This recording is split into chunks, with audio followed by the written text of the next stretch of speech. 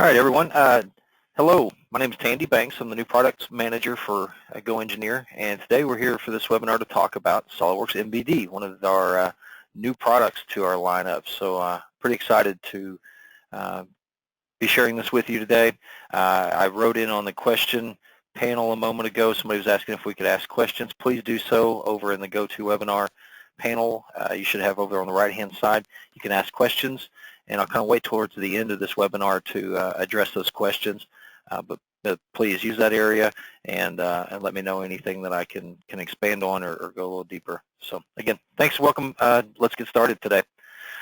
So one of the things, kind of share a personal thing with you is I'm a father of 5, and my children are starting to get older. And I find myself needing to share more of not only family traditions, but just general things that we do in life, things like being able to change a tire on a vehicle, especially if you have any that are going to college, recently gone to college, leaving home for the first time. They need to know those really important things like how to change a tire. And so as I started going through this exercise, as a father, I want my children to be safe, and so we drag out things like a triangle, a safety triangle, which hardly anybody ever uses whenever they change a tire on the side of the road. But, I want my children to do better than I do, so I do things like talk about the safety triangle, and then we have to start off with securing the vehicle so it doesn't move on us, and so we use these things called chocks. And so when I told my son to go get the chocks out of the garage, he said, "Chalk?" And I said, "No, chocks." And so I had to explain to him what that was. That was a term he had not ever heard before whenever I was teaching him to do this, and so we had to explain what these things were. And then the next thing come along is, okay, we need to break the lugs loose. We need to loosen this wheel so that we can take it off before we jack the vehicle up. And they said, "Well, what's a lug?" I said, "Well, it's the nut portion that holds the wheel onto the vehicle." And they said, "Well, why didn't you just call it a nut?" Well, it's a lug. That's what we call it. There's another term that we haven't used before, and so this is a pretty neat exercise. If you've never done this, we finally get to the point where we can jack up the vehicle to remove the tire, and then I tell them we need to get the donut. What's a donut? Well, it's a small spare tire. Well, Dad, and they're all rolling their eyes at me about this time, saying, why do you not just call this thing a spare tire? Why'd you call it a donut? So, well, because it's different. And so we learned 3 new words today. We learned what a chalk was, we learned what a lug was, and we learned what a donut was. These are all weird terms to people. These are traditions. These are things that we just take for granted whenever we're trying to explain something. We all know that there are better ways to do things, much like I'll show you here in the video, changing a tire.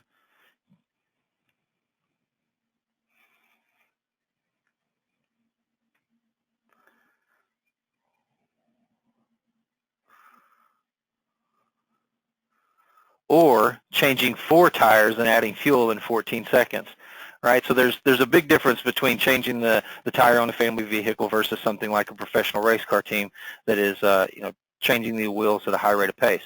I share this story with you to bring this up because this is very much what we deal with in our engineering and our design departments. We have a very traditional mindset, yet we know that there's technology and ways to do things a little better. So that's what I wanted to share with you today, is some of the ways that we can do that. Those of you that may be familiar with the SOLIDWORKS portfolio, there's a lot of different areas in the SOLIDWORKS suite of software, and today we're going to focus in on these purple areas, which is the technical communication area. So that's the area within SOLIDWORKS product portfolio where SOLIDWORKS MBD resides. So what is MBD?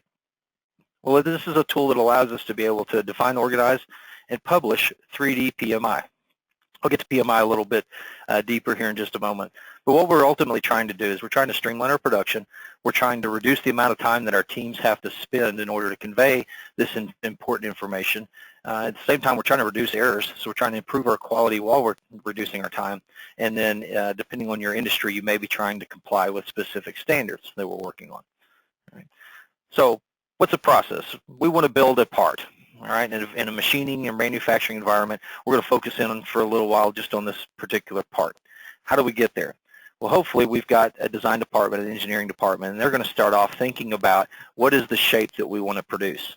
But then they very quickly have to decide what are the steps that are going to be required in order to give me the shape in real life. I need to think about taking a piece of material, a piece of stock, and I need to be able to clean it up or face off portions of that so that way I've got good faces, good edges to work from so that my part is dimensionally accurate. then I might need to put that into a machine like a lathe, and I turn other surfaces. I need to be able to get things perpendicular. I need to be able to get a surface exactly round.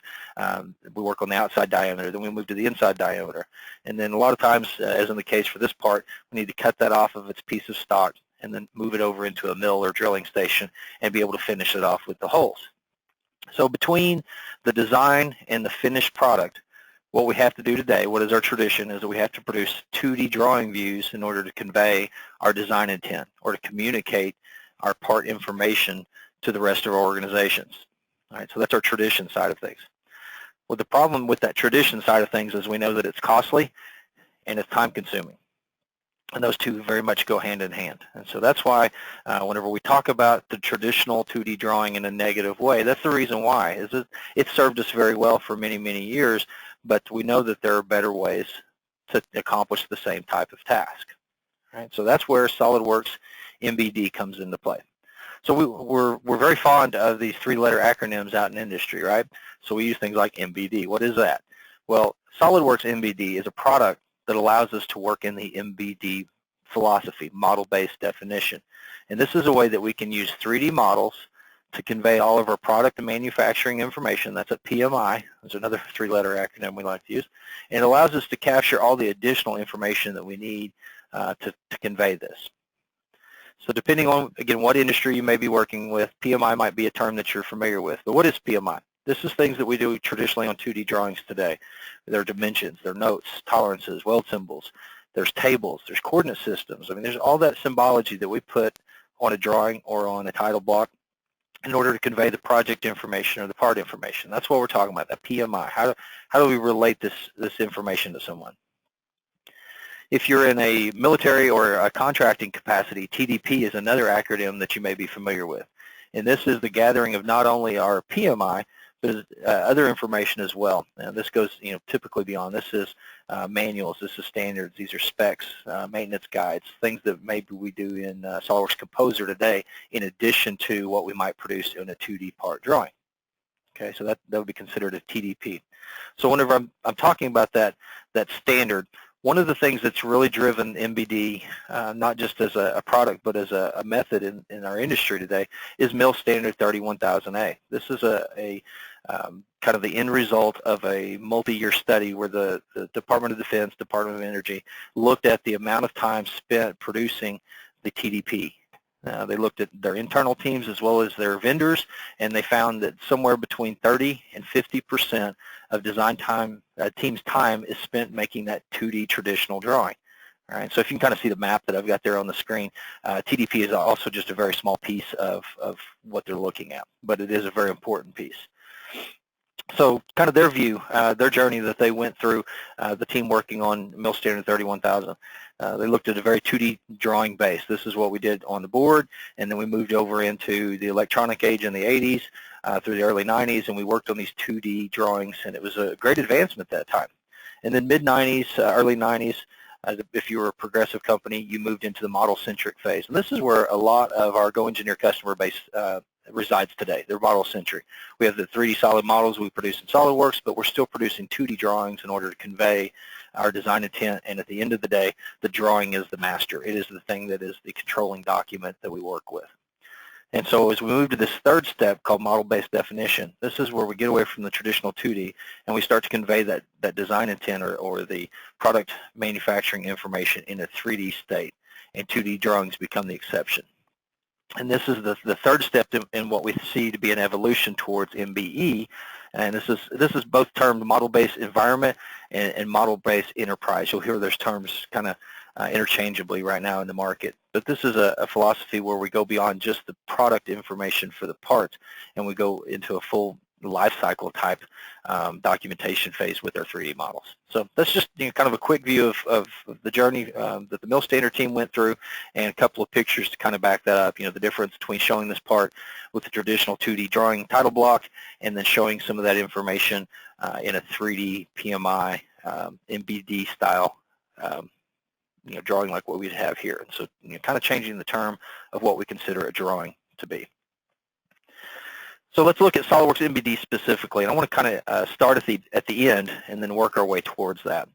So we've got 3 different delivery methods because we're all, most of us are interested, how do we get this outside of engineering? We do a pretty good job of communicating within our engineering and our design teams, but how do we get outside of that? So we have the privilege of having 3 different delivery methods with SOLIDWORks MBD, one of which is we can stay in the native SOLIDWORks environment. And I'm getting ready to flip over into some software here in a minute, and I'll show you some of that. We also have the ability to create 3D PDFs that are template driven. This allows us to comply with MIL standard 31000A as well as ANSI 14.41 and comply with those 3D PMI standards and be able to, if you are a contractor, if you're somebody who works with the military and you have contracts today that require that 3D PMI, then this is the tool that you would use. This is how you would comply with those standards, is with the template driven 3D PDF. And then we also have our e-drawings tool, which is become the de facto viewing method in industry to be able to look at not only SOLIDWORks drawings but a lot of other CAD information as well. So with that, I'm going to go ahead and flip over into SOLIDWORks, and we'll take a look at kind of how we get there. So today you have a SOLIDWORks model, and one of the questions that gets asked a lot is, do I have to start over in order to start using MBD? And the answer is no, not at all. And so if we take a very simple solid model like I've got here, it doesn't matter the features that were used and the dimensions that were used in order to create this.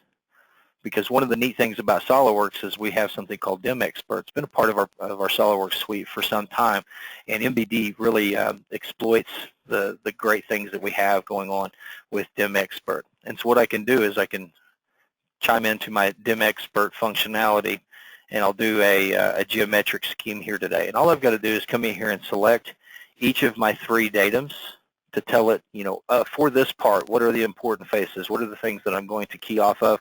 I tell it what kind of features that I want to work with, which today I'm going to grab all of those in a green check mark, and it produces the dimensions and the geometric tolerances that's needed in order to convey the 3D PMI. And so it created that for me, including all of the planes and features that are needed. And you see we got a color coding. We're very much about visual feedback in SOLIDWORks, and so I get a color coding here letting me know that everything that is in green has been fully defined with these annotations. And so now what I want to do is I want to use a function within SOLIDWORks MBD. I want to capture 3D views. So with the MBD add-in, I have a new tab down here at the bottom called 3D views, and I'm able to start capturing those. Let's say that I want to start off with a nice, this is a pretty wide part. Let's start off with the diametric view. And I'll zoom out a little bit so we can see all of our dimensions. And now what I'm going to do is select the Capture 3D View, and it says, okay, we're going to capture my camera angle, my lighting, whether I have sections turned on or not, what is my coloring, and so it's display states plus. All right, so now I can come in here and give this, if I just want to call this ISO just for general, and then I also tell it which of these annotation planes that I want to use, and for this one I'm going to use all 4 of those. But then I want to switch over to, say, a front view. Get my annotations kind of set the way that I want to, and I capture that, and this one I'm going to call front. And then I'm going to choose to only show the annotations that are related to the front plane. And so whenever I say OK there, you'll see as I rotate this around, we don't see those things to the right until I let go of my mouse cursor. We've got something in MBD turned on where we can dynamically see our annotation views. And so as I rotate that around, we see those. But if I double click on any of these same named views down here, you can see it goes right back to the exact state of where those were at. I'm going to finish that off with a top view, and then I'll pick up the right as the last stage.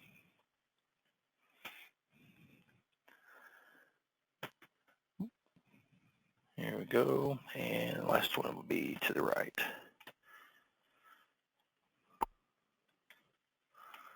Get a little click happy today. All right, so we'll capture that one and just choose the right annotation view. So for this particular part, these are the 3 views, there are 4 views that I needed to capture to grab that information. Again, I can cycle through those. If I wanted to use the SOLIDWORks delivery method, I would be done at this point. I save my drawing and move forward. But let's say we wanted to do something like go ahead and publish a 3D PDF.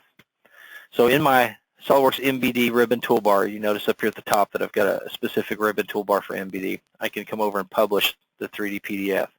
Now we've got a lot of templates that are installed out of the box, and you can see I've modified one here for the GoEngineer logos. We can choose which of the views that we want to capture. I can grab all of them if I want to. And then I also have some areas down here where we can select things like what text fields I can grab. These are, much like custom properties on our files. I can grab my name for the designer. Then I can also populate things like what property I might want to be linked for my part number, and then also what I want in there for, say, material. And so it grabs those material properties. These things will all be passed through the 3D PDF template, and we can say I want to view that template after saving, hit the green check mark, and we'll go ahead and produce that PDF. It's going to go through and cycle, kind of in a macro style, so we kind of see it flash in front of us, and then we end up with the PDF. Got some other things going there, so let me just navigate over here and grab that.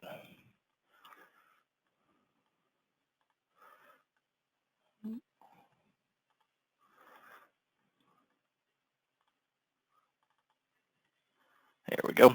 So this is the one that was produced out of the that method that I just went through, and you can see here we've got a format that I have set up. We've got a set of thumbnails down here towards the bottom. This is a live view, and if you notice, every time I move my mouse cursor over into that, we get this toolbar up here at the top. And what I mean by live view is I can pan, zoom, and rotate, and I can look at any of the information here regardless of which of the views that I've selected.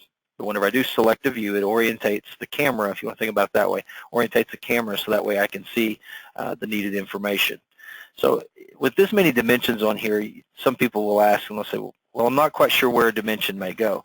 So the user can select a dimension, and it will highlight in the PDF the faces that are associated with that dimension. You can see here in red. We could switch to another view. Might want to look at where's this 88 selecting. Again, as I pull that out of view, I have full control over seeing where those dimensions are placed. So not only will this work for single piece parts, but we also have the capability to do these for assemblies as well. Oop.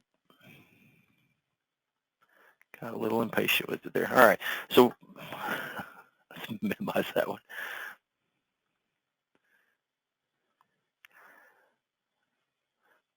I apologize for that. That is flipping screens on me today. Let's hope that'll stick for me there. Wow. There we go. I got it stick now. So as we look at things like assembly drawings, we have the ability to show sections.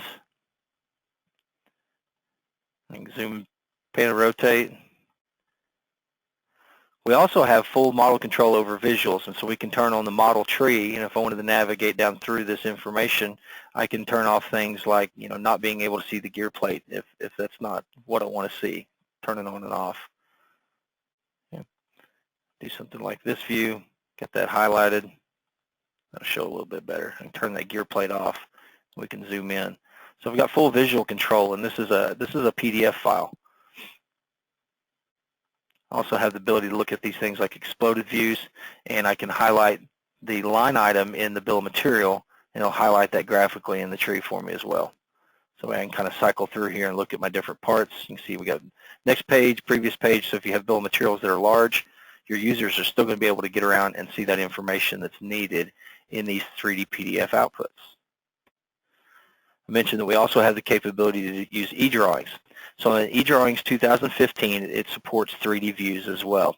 And so that way, that same process I went through a while ago, instead of producing out a 3D PDF, I can produce an eDrawings format as well. And we have the same kind of functionality wherein I can select a dimension, and we can see the highlighted faces on those as well. So it's a whole lot easier when we're looking at the whole picture rather than traditional 2D drawings where, unfortunately, maybe someone needs to see this from a back view, but we've only given them on a drawing the front and right. Having the 3D PDF, the SOLIDWORKS native file, as well as eDrawings, we can navigate these and move these around, as we see fit. If we need to be able to see, the back side of this, we can quickly, easily see, the bottom side. We get the orientation of those dimensions as needed.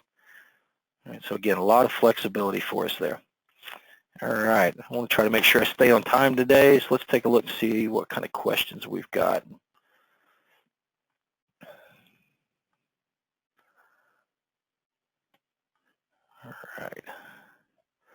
Give me just a second. I got to expand the pane over here. Is this built in Adobe Reader, or do you have to install a special plugin to get the model tree in PDF? So this is native Adobe Acrobat, and so any of the 3 Adobe Acrobat readers that most of us have, 98% of the world has on a Mac or a PC, you're able to view this information. The difference comes in is the amount of information that SOLIDWORKS pushes into the PDF through SOLIDWORKS MBD. That's the big differentiation there, but that's a great question. And again, we're just using standard Adobe Acrobat Reader is what I'm using to take a look at these PDFs today. Another question is, what is the suggested workflow when using Enterprise PDM? Would you store the PDF in the vault or only use it for sending to a manufacturer? That's an awesome question. So Enterprise PDM is our document management tool, and so far we've been working with this both ways. Some folks want to not archive the PMI in EPDM. They'd rather keep that separate, and you certainly have the flexibility to do that. But certainly my preference would be to be a controlled document, and especially if you're a contractor with any of our government services, they're going to want the audit trail associated with that. So you certainly could be saving out all these PDFs and e-drawings or any of the other formats that you want to work with, saving those directly into Enterprise PDM. Thank you for that question. That's great. I've done a 3D PF from SOLIDWORKS, but not with all of that data. And that's another great question. The big difference here is SOLIDWORKS MBD, because yes, we can produce 3D PDFs out of SOLIDWORKS, but it will not carry over the PMI without using this template-based tool that we've got. And so again, those are some key pieces that are included in with SOLIDWORKS MBD. Let's see what other questions we've got. One other question that we've got in is this included with SOLIDWORKS Professional or SOLIDWORKS Premium packages? No, this is a separate add-in that has to be purchased separately, and it is SOLIDWORKS MBD, but it can work with SOLIDWORKS Core, SOLIDWORKS Professional, or SOLIDWORKS Premium, any of the 3 tiers of SOLIDWORKS packages that are available out there. Another question, can templates be modified to have my company logo? Absolutely. It's the same thing that I did. Whenever you install SOLIDWORKS MBD, you get a set of starter templates to work from, and we have this PDF template editor. And you can see here where I've modified some of I've put an orange border around these text areas, and you can control what that looks like.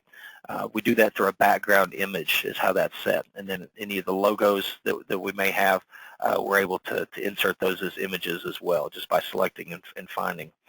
You can open up multiple templates. You can see we've got portraits and landscapes. We've got templates set up for assemblies already so that there's a bill of material area, or you have them for parts as well. So if I was to open up, say, a simple assembly, we can take a look at where the thumbnails are specified, where the standard view is. We can change what kind of comments and notes may be associated with that. And we can have things like that are static text or things that are a little bit more dynamic text over here in these windows by being able to modify and work through these. So you've got a lot of flexibility of how we set up these individual templates to work with that 3D PMI. Great question. Let's see what else we got. Can the PDFs be automatically generated during a release workflow using the Convert to PDF EPDM task? And so today there's not a task set up to be able to publish the PDF directly, just because it does take a few user inputs, but that's something that's on the plate for future versions, is to be able to have that as an automated task. We've got a few people looking at writing macros or writing a dispatch add-in for that today, and so it's things that's in the works, but is not actively part of the 2015 product. Is there any 3D PMI included in an IGES or STEP export? No, there's not, because that's some of the stuff that gets stripped out as a part of those 2 formats, and so we have to keep it in these MBD style formats. We can capture it in e-drawings, we can capture it in PDF, but not the not the more neutral formats like IGES and STP. All right, a couple more questions here. Can MBD licenses be floating on my network? Yes, they can. Let me flip back over to PowerPoint to kind of finish this up here. That'll help answer some of those questions. Before I get to that one, a couple of things here just to kind of reiterate. Depending on your organization, my own, I've been doing this for over 20 years, and between different design teams I've worked with directly as well as a consultant, between a third and a half of the time of a design team is spent making 2D drawings. And so I've done projects at companies I've worked for to reduce that and bring that down closer into the 20 or 15% range. And MBD is definitely something that I was missing whenever I did those projects in the past, and this would have made my life a lot easier. Because I don't have an extra drawing that I'm working with, I got less to manage, because even though I'm creating a PDF, most people create PDFs of their drawings anyway. And so we're not actually adding a document, we're taking one away. And then also, something for you to kind of think about, today we have a 3D image in mind. We have something in our mind that we want to work from, or the life around us is 3D. We have to convert that to 2D into a drawing so that somebody else can turn around and translate it into 3D. So we go through 2 translation methods. It's not necessary.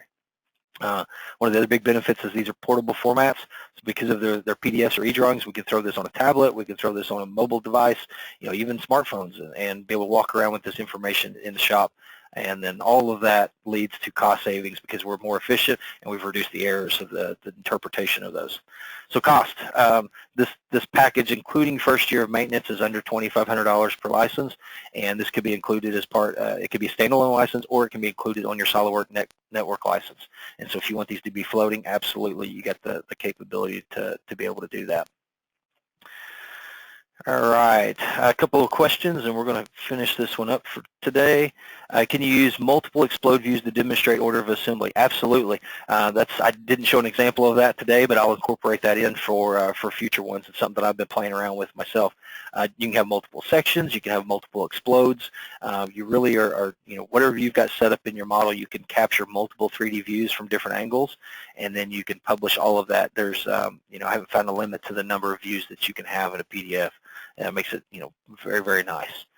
Another question is, does GoEngineer have any upcoming webinars on DIM Expert focused on GD&T? We don't have one exactly focused on that, but we definitely have I've produced some content that's out on our GoEngineer website, and we also do have more of these type of webinars. This is the first one that we're producing. MBD just became live a few weeks ago with SOLIDWORKS 2015 SP2. And so for any of you that are really interested in deploying this quickly, get back in touch with us. We'd be glad to work out those technical details. But just so you know, 2015 Service Pack 2 is the first service pack where this is available. So you would have to be running that in order to purchase SOLIDWORKS MBD. But based on time, I'm beginning to run over here a little bit, and so I thank you all very much for attending today.